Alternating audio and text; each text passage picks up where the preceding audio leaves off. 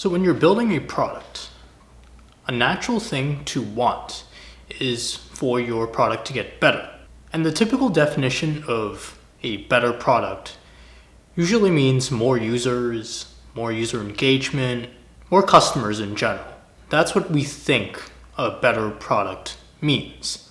But that definition is not the definition you want to follow when you're building a product, because it's not something you can directly learn from. It's not enough to just track how many people are using your product. It's not enough to track simple engagement time. What you need is a process for linking what you're doing to your product to the results you're getting from what you've done to your product. And that is the point of chapter 7. It's how exactly to measure the feedback that you're getting from your users.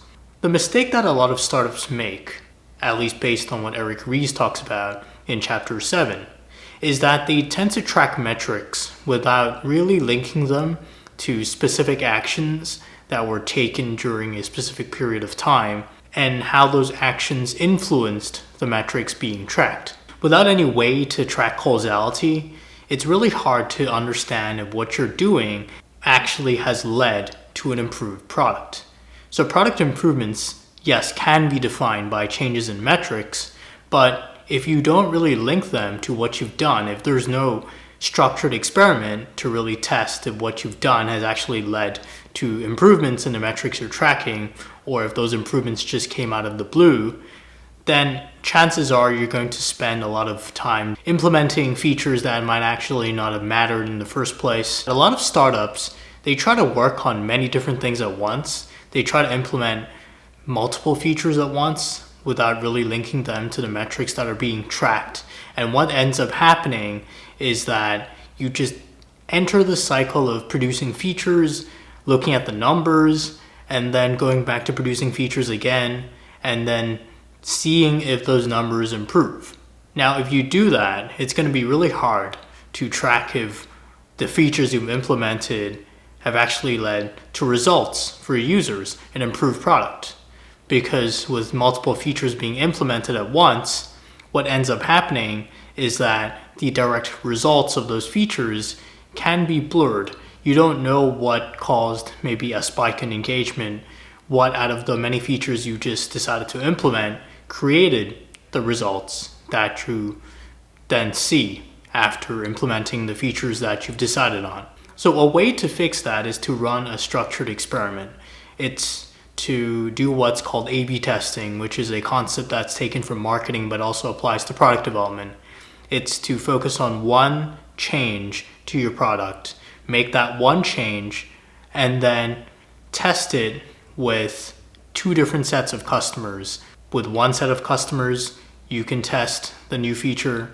With the other set of customers, to test the product without that new feature, and then to see if there is a tangible difference in the metric you're tracking to measure whether your feature is successful. So that's something that you can do to monitor if the feature that you've decided to create is actually improving your product. So the main point that Eric Ries tries to make in chapter 7 is that you shouldn't just be tracking metrics, producing feature after feature only to expect an improvement in the metrics you're tracking, because what ends up happening is that you don't really establish the cause and effect relationships that give you the data to inform your product development. If you don't know what actually is improving the metrics you're tracking, how can you really say that you're improving your product, right? The only way to know if you are actually improving your product is to link what you've done with your product to improvements in certain metrics. If you just do something, if you just implement multiple features and then bet on improvements in the metrics you're tracking, there's no direct cause and effect relationship, because there's so many other things that could have influenced changes in your metrics. So that's it for chapter 7 of the Lean Startup. Remember that moving the numbers is not enough. You have to know if what you're doing is moving the numbers, or if it's something else outside of how you're improving your product. Another point that Eric Ries makes in chapter 7 is that you should know the difference between an actionable metric and a vanity metric. An actionable metric is a metric that relates to a clear cause and effect relationship between something that you've done to your product and the change in a metric that you're tracking. If you aren't able to demonstrate that clear cause and effect relationship, then you're just tracking a vanity metric. So the bottom line from chapter 7 is that you should know if the metrics you're tracking actually reflect improvements in your product. And the way to do that is to link what you've done to your product to the metrics you're tracking. If you can't do that, then the metrics you're tracking aren't very useful because they don't reflect the feedback that you need to improve your product. And that is because there are many ways to easily manipulate the metrics that you're tracking. You might have press hits, or you might have, for instance, just marketing tactics that lead to improvements in the metrics that you have. But if your goal is to improve your product, if your goal is to make a better product for your customers, you should always be tracking metrics that are directly linked to what you are doing to your product. If you can't do that, then there is no way for you to measure if your product is actually improving, because you can't necessarily point to product features as the reasons for changes in the metrics that you're tracking.